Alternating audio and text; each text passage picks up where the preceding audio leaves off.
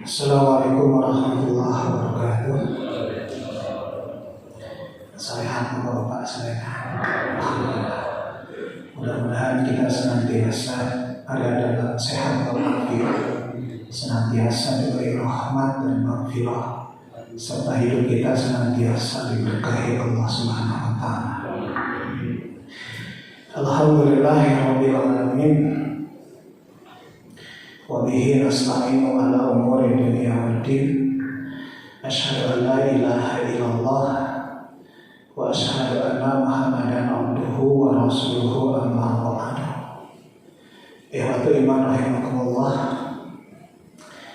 Jika orang tua kita meninggal, ayah atau ibu kita, pastilah sebagai anak kita akan merasa sedih, pastilah kita akan merasa kehilangan.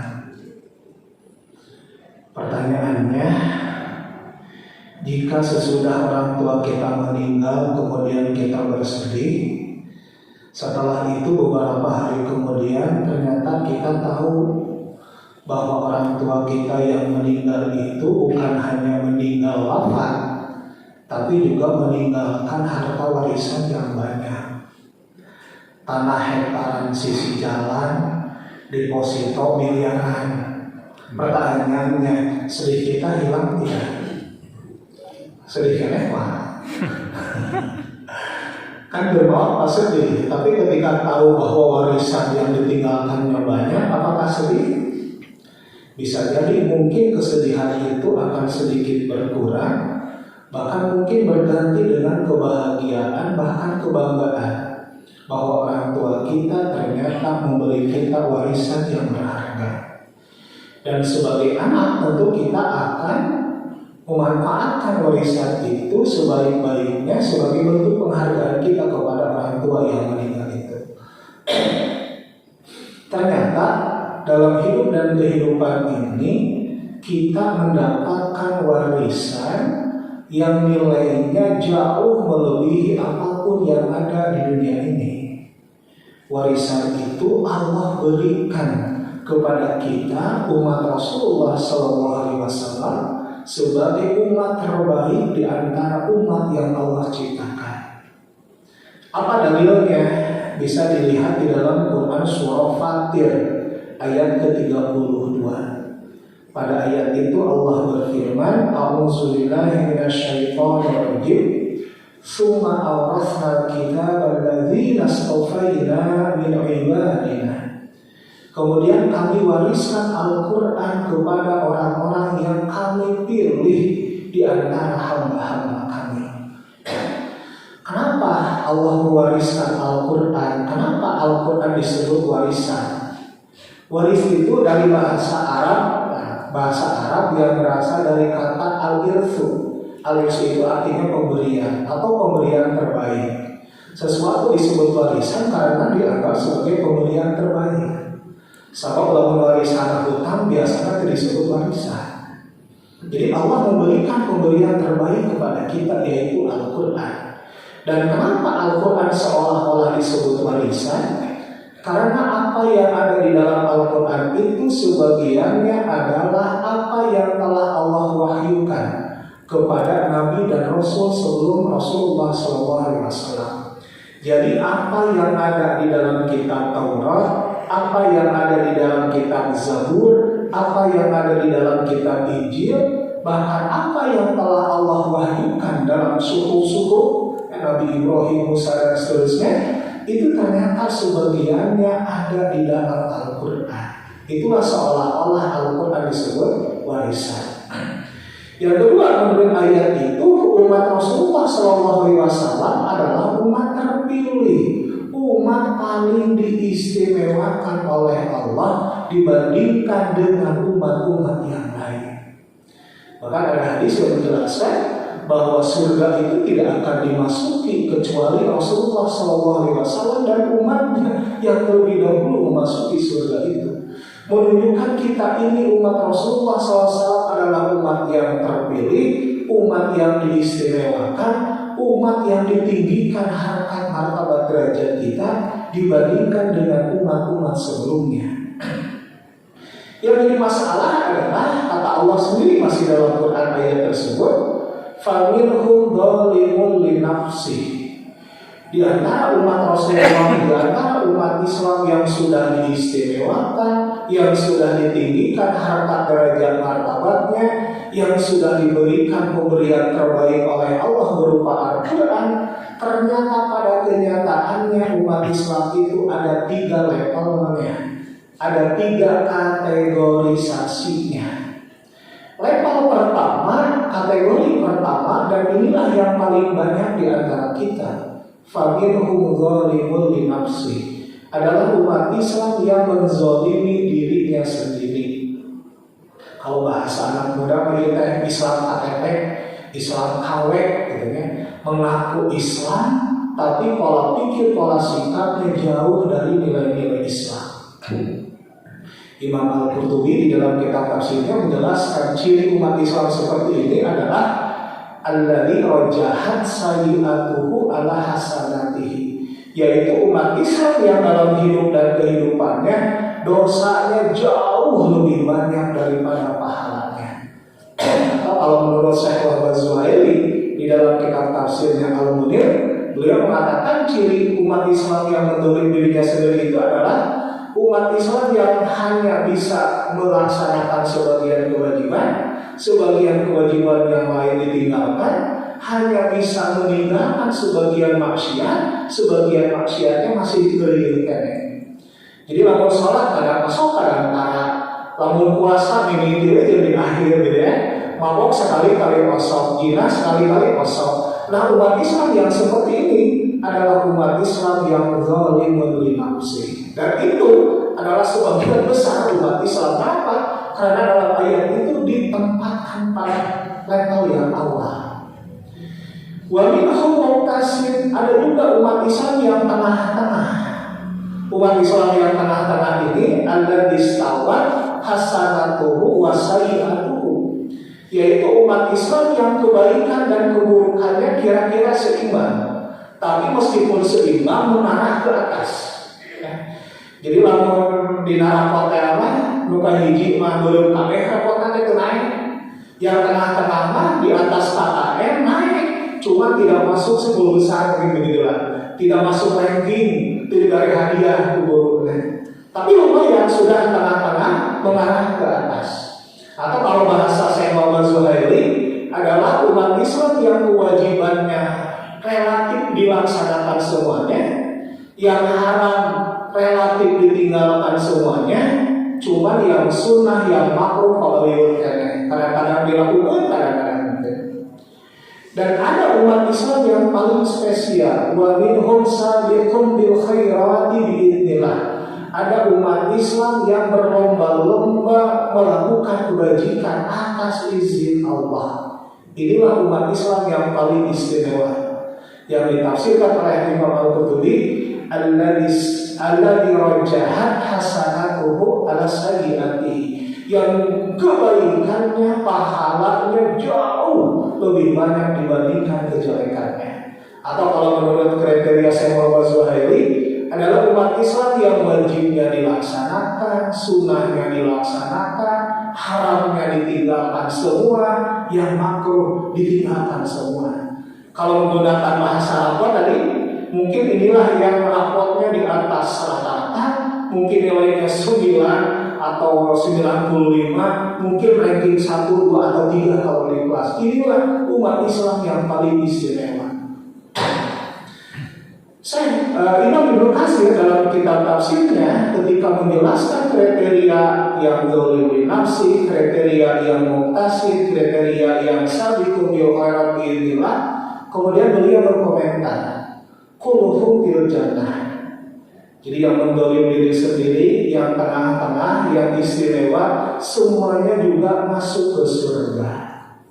Komannya pasabikun asabikun, umat Islam yang terbaik, yang berlomba-lomba dalam kebaikan, yang level 3 paling atas, sabikun itu masuk surganya paling duluan. Jadi ke surganya mungkin ribuan tahun, jutaan tahun sebelum yang lain masuk, mereka sudah masuk duluan. Wa muqtasidun najin, Umat Islam yang tengah-tengah pasti selamat, tidak akan masuk ke neraka terlebih dahulu, pasti dia akan masuk surga, meskipun kalah cepat dari yang ketiga itu. Nah, sedangkan yang level terbawah, yang level pertama, fadzalimuna maghfurun lah. Muncul bahasa Sunda mah, kamu kumaha kersani Allah we. Mudah-mudahan we ku Allah dihampura umat Islam anu kahiji mah. Kemudian setelah itu Imam Ibnu Katsir mengutip hadis Rasulullah SAW, hadis rawahu Imam Ahmad. Dalam hadis itu Nabi mengatakan, fayajibu hadasaliku yaumal qiyamati fayadkhulul jannata bighairi hisab. Jadi kenapa Imam Ibnu Katsir berkomentar tadi? Ternyata ada landasannya, yaitu hadis Nabi. Dalam hadis Nabi itu Nabi mengatakan umat Islam yang level 3, umat Islam yang berlomba-lomba dalam kebaikan akan datang pada hari kiamat, fayadkhulul jannata bighairi hisab, akan masuk surga tanpa diperiksa sama sekali. Saking istimewanya. Wa yaji'u al-muqtasidu yaumal qiyamah fayuhasabu hisaban yasira summa yadkhulul jannah.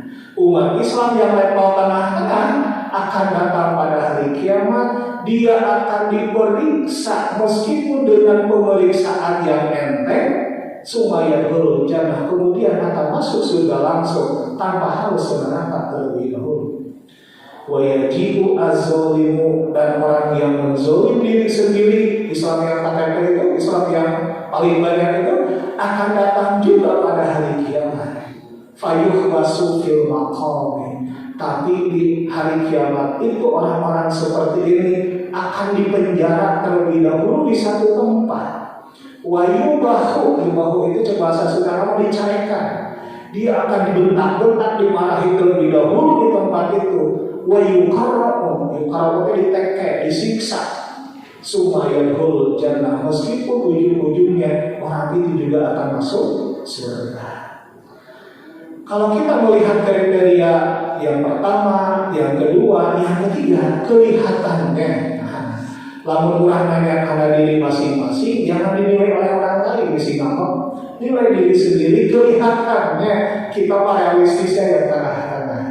Cuma masalahnya tengah-tengahnya menuju ke atas atau tengah-tengah menuju ke bawah, itulah persoalannya. Jadi Quran surah Fatir ayat 32 menjelaskan sekali lagi, satu, umat Islam itu diistimewakan oleh Allah.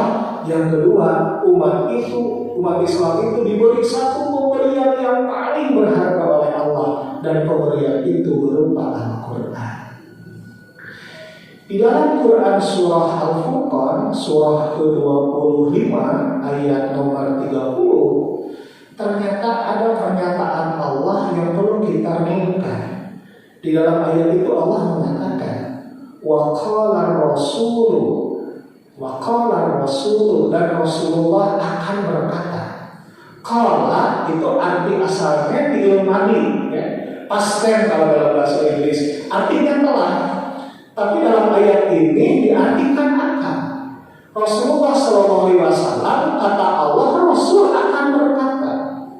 Kenapa Rasul akan berkata? Karena kejadiannya nanti pada hari kiamat. Apa yang akan Rasulullah katakan? Ya Rabbi, wahai Tuhanku, inna qaumi, sesungguhnya sebagian besar umatku, sebagian besar kaumku, ittakhadhu, mereka menjadikan hadzal Qur'ana, Al-Quran ini, mahjura, bacaan yang dijauhi oleh mereka. Jadi Rasulullah nanti pada hari kiamat akan mengeluhkan kita umat Islam. Ternyata kebanyakan kita umat Islam menjadikan Al-Quran itu sebagai bacaan mahjura. Dalam banyak tafsir dijelaskan mahjura itu artinya, satu, umat Islam tidak mau mengamalkan Al-Quran. Dua, umat Islam tidak mau memahami Al-Quran. Tiga, umat Islam tidak mau mempelajari Al-Quran. Empat, umat Islam tidak mau membaca Al-Quran. Rek bisa ngawal ke Quran kumaha atau paham, rek paham kumaha ngaji nawae, tara rek daek ngaji kumaha maca nawae tidak tertarik.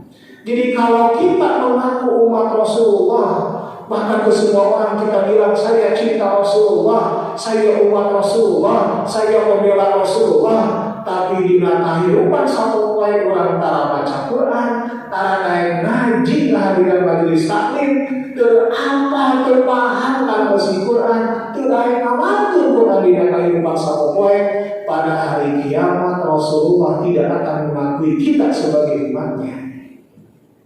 Jadi kata orang teh ya Rasulullah, abdi teh umat salira, kumaha Rasulullah kan? Dari mana sana? Coba Sunda nama Ambon sorangan. Ambon sorangan teh kita mengatakan cinta kepada Rasulullah, ternyata Rasulullah cinta kepada kita. Kita mengatakan ya Rasulullah saya umatmu, cek Rasulullah dari mana sana? Kenapa? Karena kita tidak mau membaca, mengaji, mempelajari isi Al-Quran. Quran surah Al-Furqan ayat 30 ini kemudian ditafsirkan oleh para ulama dengan hadis Rasulullah SAW, hadis riwayat Muslim. Dalam hadis itu Nabi mengatakan, Iqra'ul Qur'an fa innahu ya'ti yaumal qiyamati syafi'an li ashabihi. Bacalah oleh kalian Al-Quran, karena Al-Quran itu akan datang pada hari kiamat syafi'an li ashabihi, memberi syafaat kepada sahabat-sahabat Al-Quran. Mungkin kita sering mendengar istilah sahabat Al-Quran. Istilah sahabat Al-Quran itu berasal dari hadis riwayat Muslim. Sahabat itu bukan bahasa Indonesia, ternyata itu bahasa Arab. Dari kata sohiba. Sohiba itu artinya menyertai, babarangan. Maka kalau orang mau sobat disebut sobatnya, lalu mereka diurang babarangan terus disebut sobat. Ketika Al-Quran disebut sahabat kita, ketika kita disebut sahabat Al-Quran, artinya kemanapun, dimanapun, dalam situasi dan kondisi apapun, kita harus selalu bersama-sama Al-Quran. Pertanyaannya, dalam hidup kita yang menjadi sahabat itu Al-Quran atau HP? Yang menjadi sahabat itu HP atau Al-Quran? Sebelum tidur yang dibaca Quran atau HP? Bangun tidur yang dibaca itu Quran atau HP? Ketika kita istirahat di tempat kerja, ada waktu rehat, yang dibuka itu Quran atau HP? HP. Hampir semua kita menjadikan HP sebagai sahabat bukan Al-Quran. Jadi bapak depan di HP ayat Quran. Pertanyaan di HP ayat Quran. Paling sering dibuka WA atau Quran. Artinya tetap sahabat kita itu HP. Padahal kata Rasulullah, kalau Al-Quran dijadikan sahabat dalam hidup kita di dunia, di akhirat Al-Quran menjadi syafaat. Al-Quran memberi syafaat itu maknanya tadi dikaitkan dengan Quran surah Al-Furqan ayat 30. Jadi begini, kalau kita di dunia menjadikan Quran sebagai sahabat, sering membaca Quran, sering mengkaji Al-Quran, sering berdiskusi tentang Al-Quran, di akhirat Rasulullah akan mengakui kita sebagai umatnya. Dan ketika Rasulullah mengakui kita sebagai umatnya, Rasulullah akan memintakan pertolongan bagi kita kepada Allah. Dan pada saat Allah memberikan pertolongan itulah yang disebut syafaat. Pertanyaan selanjutnya, apa manfaat syafaat buat kita? Banyak konsep syafaat yang dijelaskan oleh para ulama. Tapi kira-kira yang paling mudah begini memahaminya. Syafaat itu pertama, kalau kita di dunia termasuk orang yang level 3 ya, tadi musoleh pisan lah. Ayat ini musoleh pisan. Jadi bisa sampai orang di dunia soleh pisan. Di akhirat ternyata kita diputuskan masuk surga tanpa dihisab.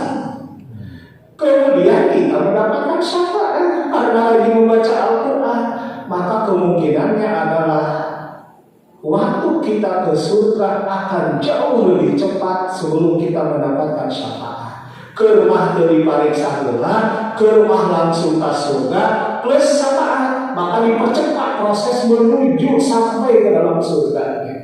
Itu syafaat yang pertama. Syafaat yang kedua, anggaplah kita level yang tengah-tengah tadinya. Sebut baik pahala kita 70%, dosa kita 30%. Di akhirat diputuskan kita masuk surga, tapi dihisab pula, dipariksa pula, meskipun dengan hisab yasir atau pemeriksaan yang gampang. Plus kemudian kita mendapatkan syafaat, maka yang tadinya harus dihisab dahulu karena dapat syafaat, bisa jadi hisabnya dihilangkan, langsung masuk ke surga tanpa hisab, meskipun tetap kalah cepat dibandingkan dengan yang pertama tadi. Kemungkinan ketiga, kalau di akhirat ternyata timbangan amal kita itu seimbang, gedeg, ya, gedeg seimbang, sarua.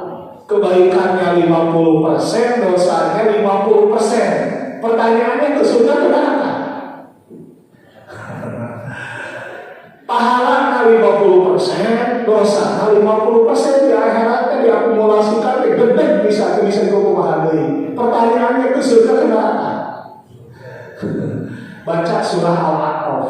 Di dalam surah Al-A'raf itu tengah-tengah antara surga dan neraka. Jadi kalau kondisinya seperti itu akan di tengah-tengah pula. Jadi di tengah-tengah kayaknya ningali babaturan yang dimasuk ke surga. Waduh, si Pak Haji terus ke surga ningali kedua. Hayang buru-buru ke surga, tapi jangan bisa. Ningali babaturan sok ngadu hayang babarengan tanah rata. Aduh, tong tinggal itu masih tengah-tengah. Cuma tidak akan selama-lamanya di sana. Kalau seseorang yang di tengah-tengah itu kemudian mendapatkan syafaat, maka dia akan cepat-cepat dialihkan dari tengah-tengah itu menuju hisab yasir terlebih dahulu, kemudian dia masuk surga. Kemungkinan ketiga. Kemungkinan keempat, syafaat itu artinya umat Islam, lampu umat Islam, sholat kadang masuk, kadang-kadang tadi lempar dulu menafsir ya. Ditakdirkan, diputuskan masuk neraka, diputuskan 100 tahun di neraka. Alhamdulillah pernah baca Quran. Kalau Rasulullah ternyata masih diakui dia sebagai umatnya, dia dapat syafaat.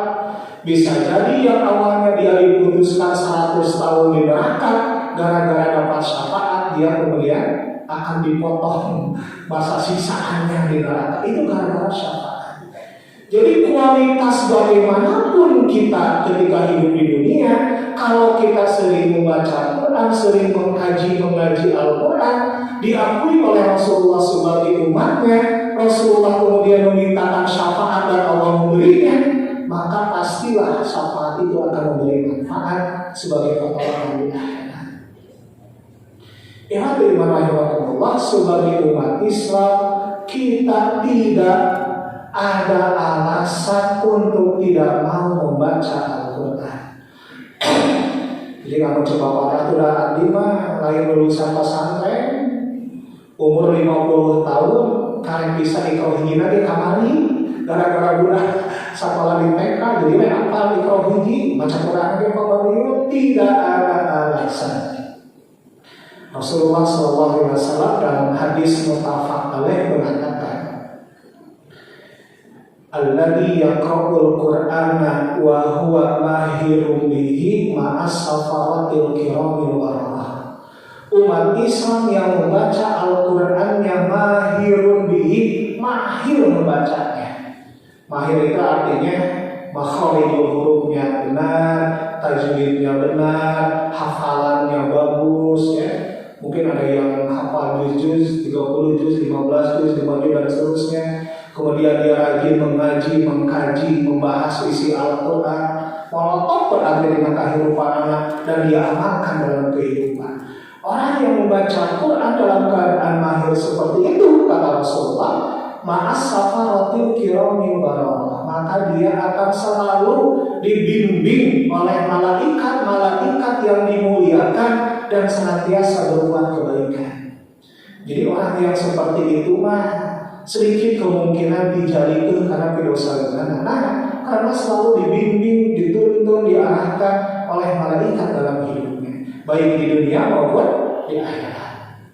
Walladzi yaqra'ul Qur'ana wa huwa yatata'u fihi wa huwa 'alaihi syaqun lahu ajrani.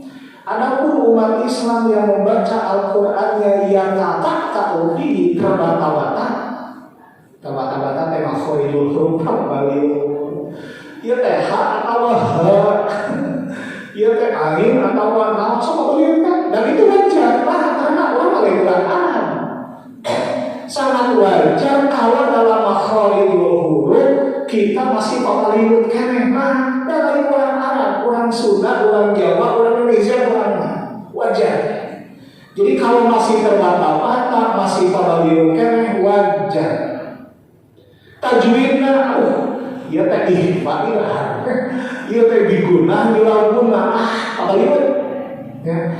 Tapi meskipun terbata-bata kita masih mau membaca Al-Qur'an kembali di sini itu batur oke lahu ajrani, minimal kita dapat 2 pahalanya.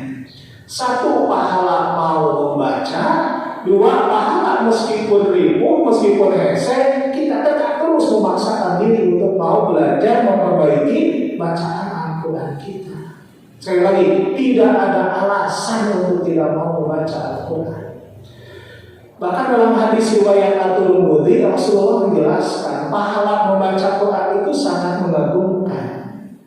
Man qara'a harfan min kitabillah kana lahu hasanatun fal hasanatu bi asri amsalihah. Siapa yang membaca 1 huruf dari Al-Quran, 1 huruf Al-Quran kita baca meskipun kita tidak paham isinya, hanya dibaca saja huruf Al-Qurannya saja. Al-Quran yang di mushaf kita baca atau Al-Quran yang di hafalan kita hafalkan, kita ucapkan, 1 huruf itu 1 kebaikan. Fal hasanatu bi asri amsalihah, 1 kebaikan itu sama dengan 10 pahala. Jadi kalau kita baca Bismillahirrahmanirrahim, berapa huruf itu? 19. Berarti ketika baca basmalah saja kebaikannya 19, pahalanya 190. Kalau dalam bulan Ramadan ini kita khatam 1 Al-Quran penuh, kita baca semuanya, berapa pahalanya? 1 Al-Quran berapa hurufnya? Imam Asy-Syafi'i rahimahullah saking hebatnya, Imam Syafi'i itu bukan hanya ahli fikih, bukan hanya ahli tafsir. Huruf Qurannya saja oleh Imam Syafi'i itu dihitung satu-satu. Imam Syafi'i menyimpulkan huruf di dalam Quran itu jumlahnya 1.025.000 huruf. Kalau nggak percaya hitung sendiri.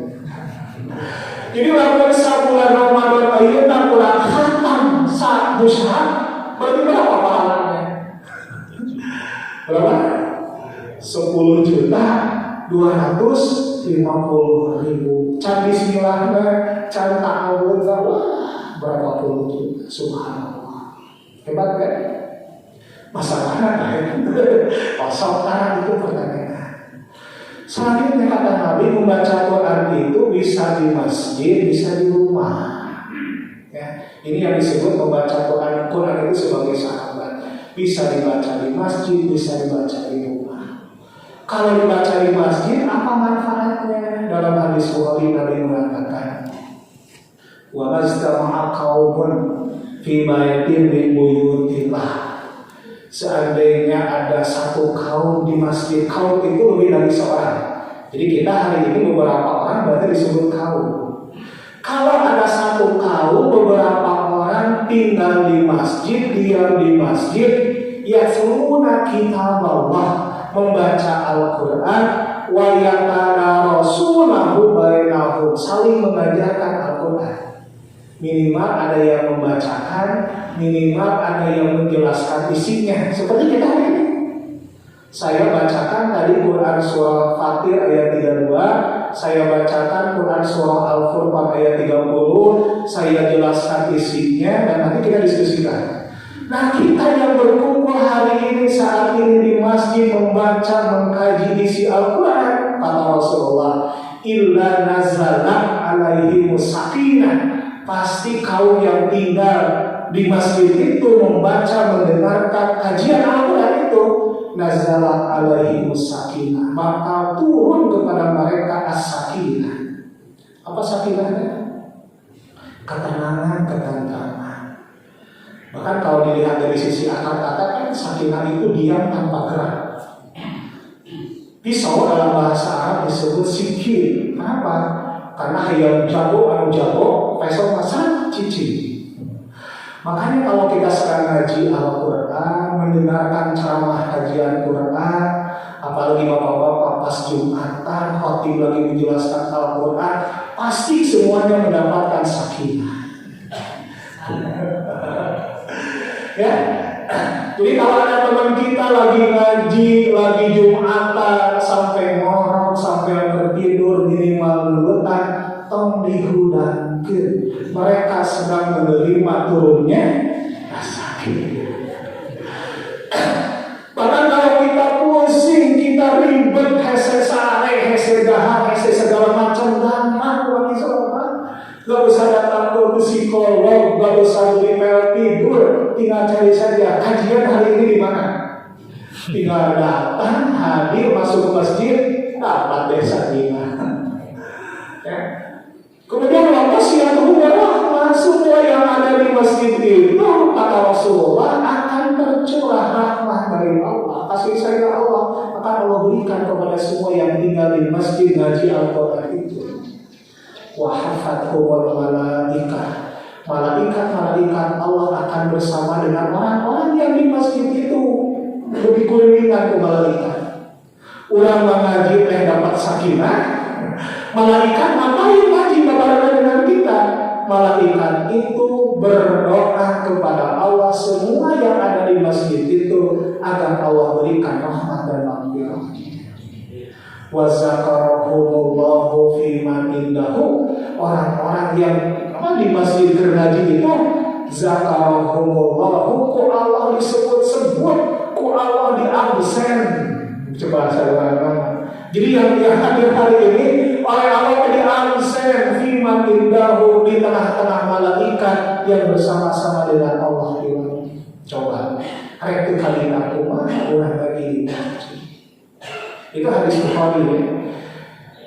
Dalam hadis Bukhari, dalam hadis Muslim tentang mengaji Al-Quran di rumah, Nabi mengatakan, la taj'alu buyutakum maqabira, kalian jangan menjadikan rumah-rumah tempat tinggal kalian itu sunyi sepi tanpa bacaan Al-Quran seperti kuburan-kuburan.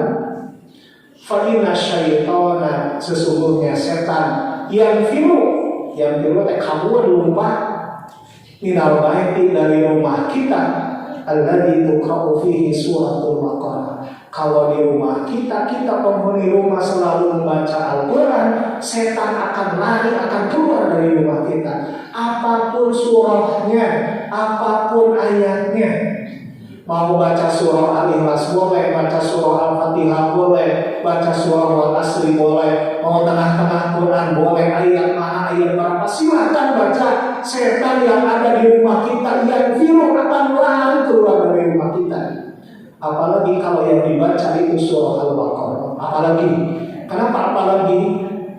Karena dalam hadis Bukhari ada satu, siapa yang sebelum tidur membaca ayat kursi, Allahu la ilaha illa huwal hayyul qayyum, dan seterusnya.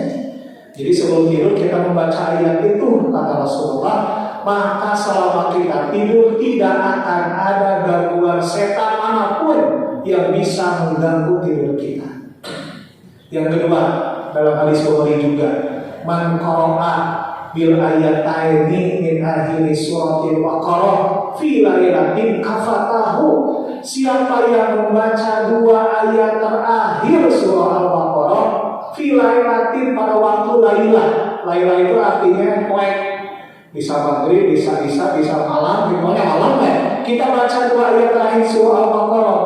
Kafatahu, 2 ayat itu cukup sebagai tameng, sebagai pelindung dari segala godaan dan gangguan setan.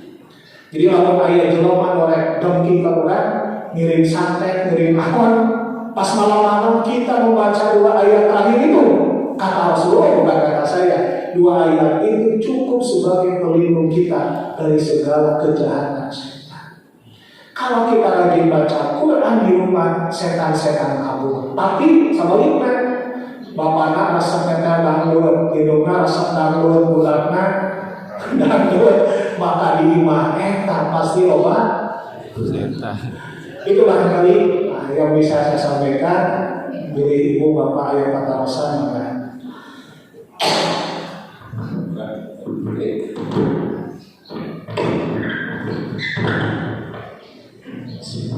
Assalamualaikum warahmatullahi wabarakatuh. Terima kasih atas Bapak Ustaz yang itu sangat bermanfaat, sangat berkaitan dengan Al-Quran. Pertanyaan saya ada 2. Pertama, kurang dahsyatnya gimana ancaman siksa Allah dalam Al-Quran? Terus kurang menariknya gimana tentang jannah di Al-Quran? Tapi masih saja banyak yang tidak tertarik. Apakah ini masalahnya karena memang tidak tahu kaitan dengan ilmu, atau motivasinya memang melemah? Nah, bagaimana cara supaya memandang bahwa Al-Quran ini adalah betul-betul kitab suci yang sangat luar biasa, menumbuhkan itu.